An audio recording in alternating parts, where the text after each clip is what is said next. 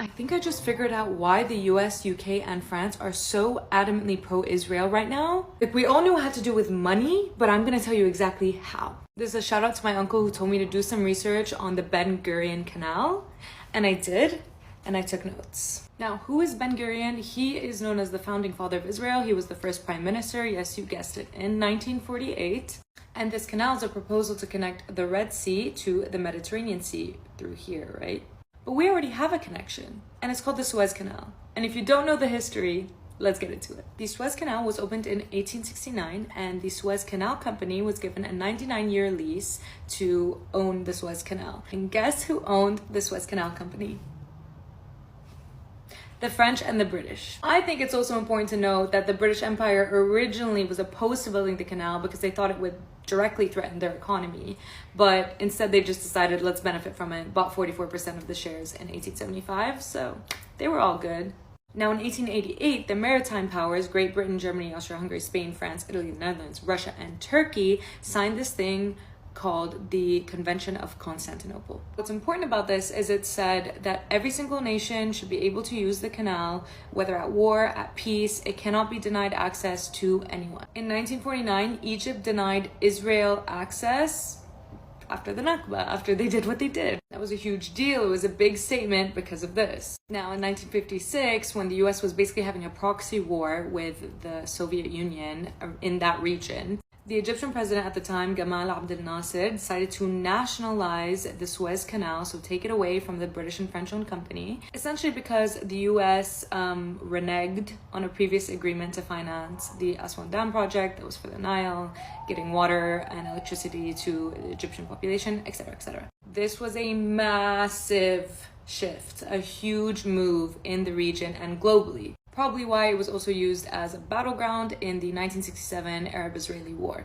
Now, after the Arab-Israeli War and the Geneva Conference, etc., what you need to know is Israel and Egypt signed a peace treaty at Camp David, signed by Jimmy Carter. This is from a US government website, by the way. My sources are checked, tried, and trusted. And the US was given credit for orchestrating a peace treaty between these two countries. Again, why were they involved from the beginning? Who knows? The US has always been here. We're in 1979 now. Should all be cool. A peace treaty was signed. Like, everything is perfect. Suez Canal is open to everyone. Cool, cool, great, right? Wrong. 16 years before this, and even before the Arab-Israeli War, the US Department of Energy and the Lawrence Livermore National Laboratory had been making a plan for something else. In 1963, they made a classified plan to help excavate the Negev desert hills with 520 nuclear bombs to help create a canal. This was only made public in 1993, 1994, depending on the sources you check. So at the time of the peace treaty, nobody knew this was going on, except, of course, Jimmy Carter.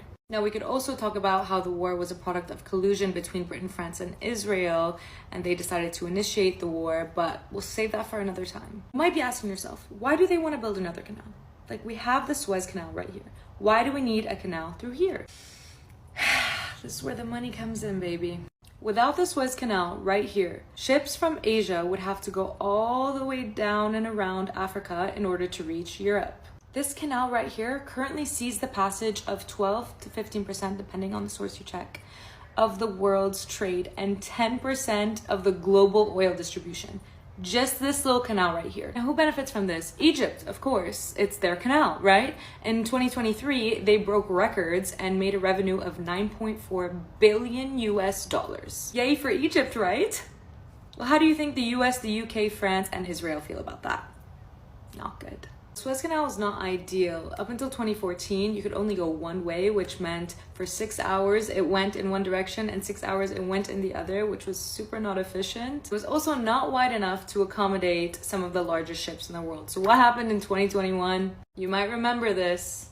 One of the world's biggest ships jammed the Suez Canal, leading to approximately $900 million of losses. The US was really not happy about this, and the Pentagon released a statement that this made it difficult for the movement of their military vessels, specifically to Israel, but not to worry, they had other ways. Now, when they're planning the Ben Gurion Canal, they're planning to have it 50 meters deep, which is 10 meters deeper than the Suez Canal, and 200 meters wide, which will facilitate the biggest ships in the world going in both directions. Not only that, but directly competing with the Suez Canal, Israel projects that it would make them an annual revenue of about $6 billion a year.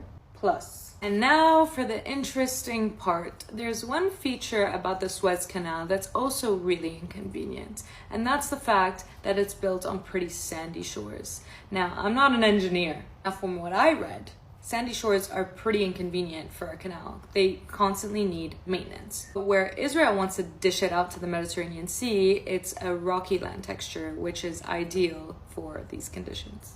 Let's zoom into this. That's the Gaza Strip.